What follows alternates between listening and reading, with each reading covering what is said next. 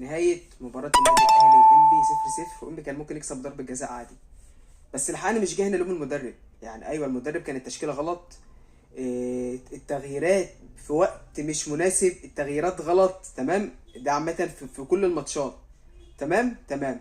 بس انا مش هقدر الوم المدرب، مش هقدر الوم المدرب اقول له انت لعبت تشكيله غلط ليه، مش هقدر اقول له فين ما كسبتش ليه، علشان ما فيش لعيبه يلعب بها. فريق زي فريق الاهلي ما فيهوش وينجات واقفه على رجلها. فريق زي فريق الاهلي ما فيهوش غير مهاجم غير مهاجم واحد. هتلوم المدرب تقول له ايه؟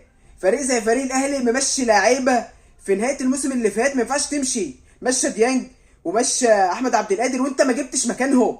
فانا هلوم المدرب، هقول له ايه؟ المدرب بيغلط في حاجات، بس انا هلوم المدرب اقول له ايه؟ مش هقدر اقول له حاجه. جيب له تشكيله، جيب له فرقه، جيب له ناس قاعده على الدكه، الدكه ما فيهاش، الدكه فاضيه. عمرنا ما شفنا دكه الاهلي كده.